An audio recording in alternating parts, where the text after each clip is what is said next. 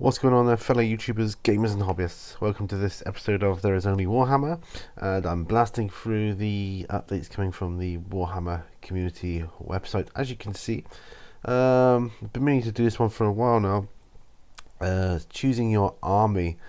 So let's just get right on with it.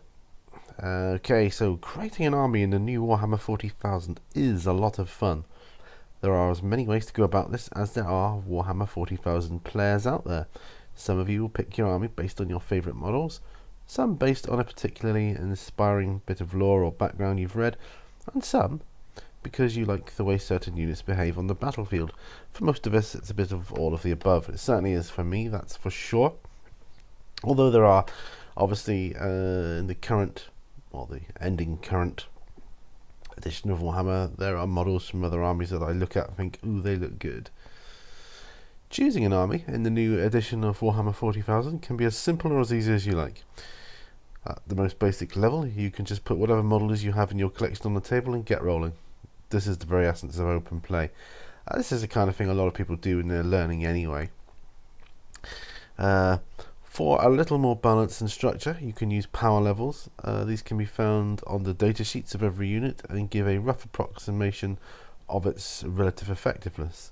Power levels are ideal for narrative play and allow you to very quickly work out which force is more powerful, so you can either add or take away a few units to balance it, or play a mission that calls for forces of different sizes, like a siege or a glorious last stand.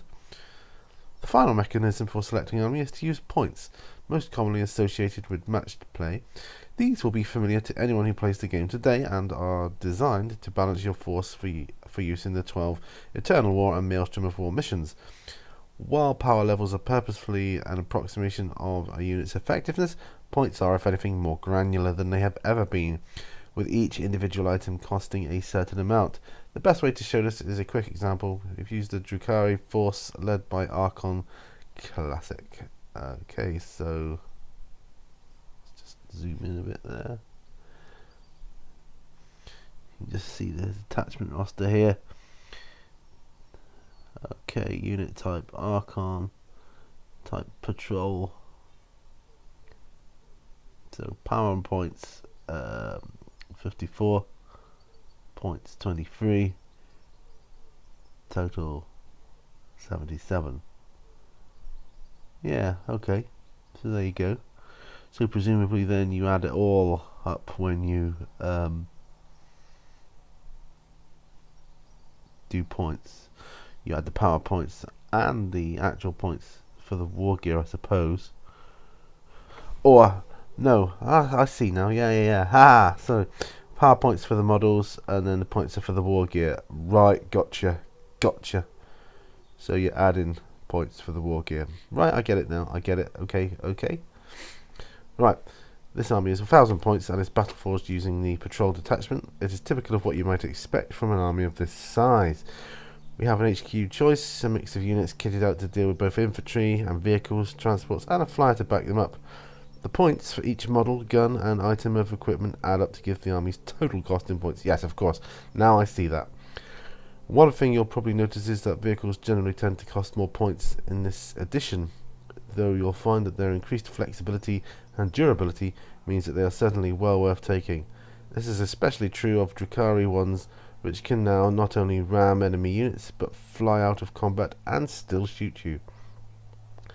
Another thing you'll likely see much more of is vehicles and squads with mixed weapons. So in this case, those splinter rifles and cabalites are carrying, can be targeting squishy infantry targets, while the heavier guns in the squad can hunt larger prey. It means you might not need dedicated anti-infantry or armor units as much. If you've spread that killing power around your army, which I'm certainly going to do myself, I would imagine. Well, I'm going to try things out, I'm sure we all will. It'll be a time of learning. Anyway, this army is fairly typical of Drukhari force, but the new edition opens up a whole range of new options. Previously, a lot of the more extreme army builds were only available to certain armies through formations, but now anyone can use them. There are detachments available that focus on each of the 9 battlefield roles, which gives you loads of options for building a force, even within a battle-forged list. Yeah, that's good. Ever fancy a whole army of tanks? How about a penitent engine crusade? Or an entire swarm of flying tyrannid monsters? Or an army of speed-mad orc bikers and buggies? Wow. They all sound awesome. Yes, they do. I particularly like the the flying tyrannid monsters and orc bikers. So there you have it.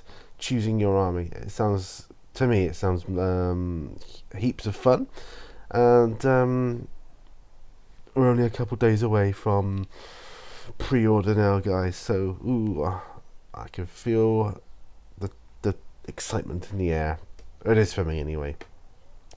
So there you go. That's choosing your army. Thank you very much for watching. And remember, all brushes lead to war. I will see you on the next video. And bye for now, folks. Bye-bye.